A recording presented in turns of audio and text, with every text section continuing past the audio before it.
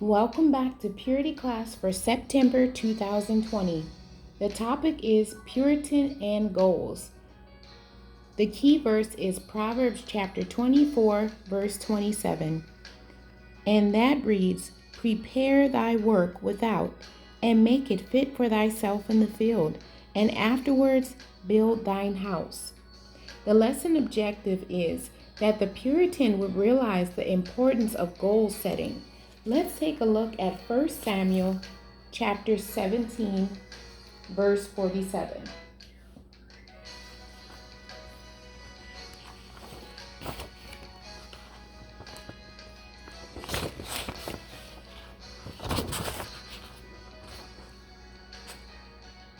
That reads, "And all this assembly shall know that the Lord saveth not with sword and spear, for the battle is the Lord's, and he will give you into our hands." Webster defines goals as the end toward which effort is directed, an aim. The ultimate goal of all Christians is to make it to heaven. While on earth, we should have earthly goals and plans. Goals point in the direction in which we should be putting our efforts. If the goal is to buy a new car, the first step is to have a plan on how to accumulate the necessary funds for the down payment and the way to make continuing payments. David was a teenager tending sheep for his father when Samuel anointed him with oil to be the next king of Israel. Israel was in a war with the Philistines. Soon after he was anointed king, David went to the front lines to take his brother's flip on behalf of his father. He heard there was a reward for slaying Goliath. Once he heard about the reward, he set that as an objective. He discussed strategy with Saul, who wanted him to use his armor. He decided God was with him and he would use simple things and a simple weapon and depend on God. He was successful, in this success opened the door for him to live in the king's house. If heaven is the goal of the Christian, what's the plan? What plan should the Christian have or be making to reach that goal? How important was it for King David to consider God in the plans that he was making? Now let's move on to lesson 2. Let's look at Habakkuk chapter 2.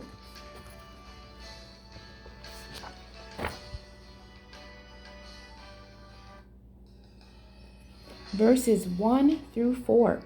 "I will stand upon my watch and set me upon the tower, and will watch to see what he will say unto me, and what I shall answer when I am reproved. And the Lord answered me and said, Write the vision and make it plain upon tables, that he may run that readeth it. For the vision is yet for an appointed time, but at the end it shall speak, and not lie. Though it tarry, wait for it, because it will surely come, it will not tarry. Behold, his soul which is lifted up is not upright in him, but the just shall live by his faith." The key verse to look at is the third verse. "For the vision is yet for an appointed time, but at the end it shall speak and not lie. Though it tarry, wait for it, because it will surely come, it will not tarry." Now let's look at Proverbs chapter 3. Verses 1 through 7. It says, "My son, forget not my law, but let thine heart keep my commandments. For length of days and long life and peace shall they add to thee. Let not mercy and truth forsake thee. Bind them about thy neck, write them upon the table of thine heart. So shalt thou find favor and good understanding in the sight of God and man. Trust in the Lord with all thine heart, and lean not unto thine own understanding. In all thy ways acknowledge him, and he shall direct thy paths. Be not wise in thine own eyes. Fear the Lord, and depart from evil." The key verse to look at is the 6th verse. "In all thy ways acknowledge him, and he shall direct thy paths." Now let's look at Proverbs chapter 16,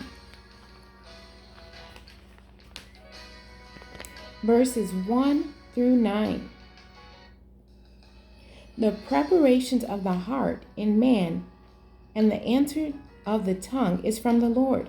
All the ways of a man are clean in his own eyes, but the Lord weigheth the spirits. Commit thy works unto the Lord, and thy thoughts shall be established.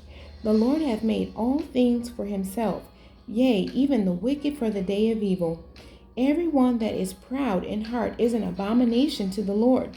Though hand join in hand, he shall not be unpunished.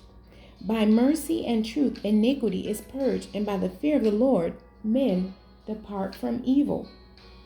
When a man's ways please the Lord, he maketh even his enemies to be at peace with him. Better is a little with righteousness than great revenues without right. A man's heart deviseth his way, but the Lord directeth his steps. The key verse to look at is verse 3. That reads, Commit thy works unto the Lord, and thy thoughts shall be established.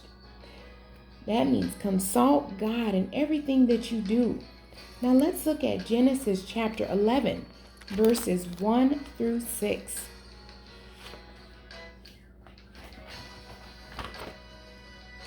And the whole earth was of one language and of one speech. And it came to pass, as they journeyed from the east, that they found a plain in the land of Shinar, and they dwelt there.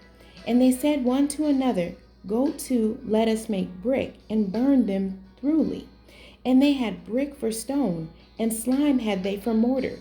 And they said, Go to, let us build us a city and a tower, whose top may reach unto heaven, and let us make us a name, lest we be scattered abroad upon the face of the whole earth. And the Lord came down to see the city and the tower which the children of men builded. And the Lord said, Behold, the people is one, and they have all one language. And this they begin to do. And now nothing will be restrained from them, which they have imagined to do. And the key verse to look at is the 6th verse. I'll read it again. And the Lord said, Behold, the people is one, and they have all one language. And this they begin to do. And now nothing will be restrained from them, which they have imagined to do.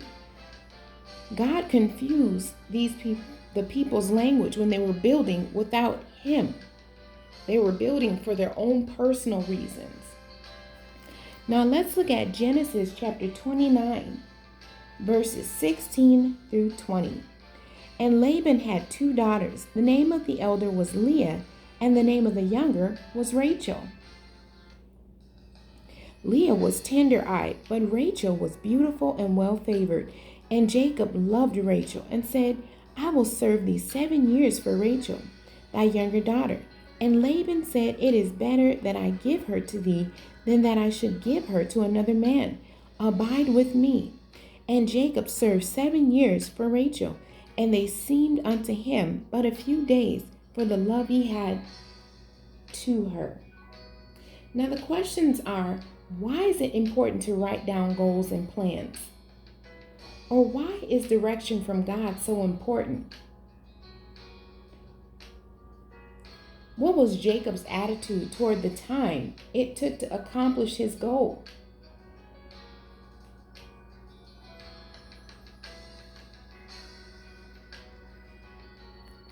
God bless you, and thank you for joining me today.